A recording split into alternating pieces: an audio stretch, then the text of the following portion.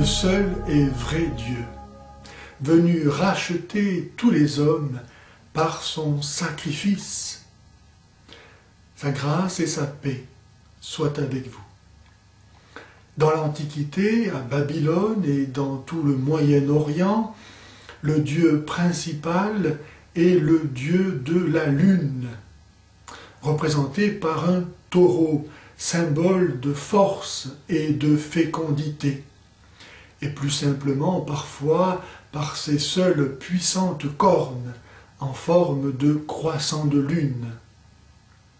C'est ainsi que l'on peut voir encore à Alep, en Syrie, le dieu Sin, ou Nanan, protecteur de Ur en Chaldée, symbolisé par des hampes surmontées du croissant lunaire. Sous ces différents noms, le dieu de la lune en Mésopotamie fut très tôt adoré comme le père de tous les dieux, l'équivalent de Zeus pour les Grecs ou de Jupiter pour les Romains.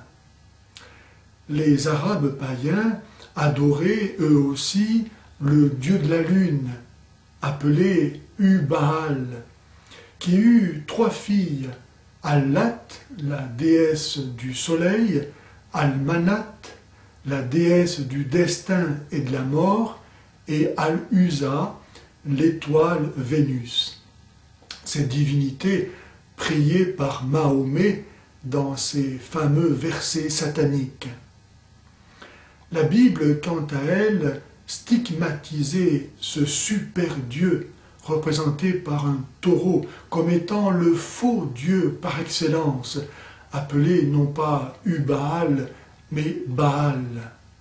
Par souci de cohérence et de légitimité pour leur entreprise, les judéo-nazaréens ou juifs messianiques, ces faux frères, comme les appelait saint Paul, lorsqu'ils vinrent auprès des tribus arabes chercher du renfort pour reprendre Jérusalem, firent passer Ubaal du rang de plus puissant de leur Dieu, ce qui concerne la célèbre formule Allah Akbar, Allah est le plus grand, au rang de seul Dieu, et donc identique au Dieu juif. Et de même que les Romains s'adressaient à Jupiter en disant « Ô Deus », « Ô Dieu », chaque tribu arabe s'adressait à son Dieu propre en disant « Al-Illah », le Dieu, ce qui par contraction a donné Allah pour désigner Ubaal, le plus grand des dieux, devenu le seul Dieu.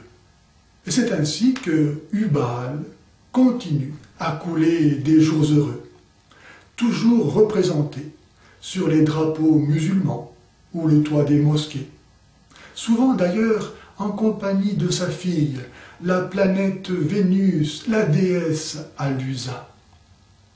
Contrairement donc à ce que cherche à le faire croire l'islam, Allah n'est pas le Dieu biblique, même s'il est vrai qu'il n'y a qu'un seul Dieu. Mais il est le produit de la rencontre entre l'idolâtrie de Ubaal, le dieu de la lune et le plus grand des dieux du panthéon arabe, et l'affirmation de l'unicité divine, typique du judaïsme. En sorte que l'islam, à proprement parler, n'est lui-même rien d'autre qu'une idolâtrie du Dieu juif. Il est facile, en effet, de reconnaître d'autres sources païennes de l'islam, comme par exemple la vénération de la pierre noire à la Mecque, symbole féminin de la déesse Shaïba. Ainsi que cela se pratique encore dans certaines autres religions et que le faisaient déjà leurs ancêtres arabes païens, aimant toucher la vulve de la déesse en gage de bénédiction. Ainsi, aujourd'hui, les musulmans se font une joie de terminer leur pèlerinage en touchant et embrassant cet objet sacré. Bref, il n'est pas difficile de comprendre pourquoi l'islam, sous couvert de respect du caractère sacré de la religion, condamne comme blasphémateurs et souvent passibles de la peine de mort ceux qui osent réfléchir sérieusement au bien fondé de son discours officiel. Je rappelle que le pape Calixte III, après la prise de Constantinople par les Turcs, a demandé que l'on prie l'Angélus matin, midi et soir. Cette prière qui nous rappelle les dogmes principaux de la révélation chrétienne refusée par l'islam, pour obtenir de Dieu la conversion des musulmans et la paix.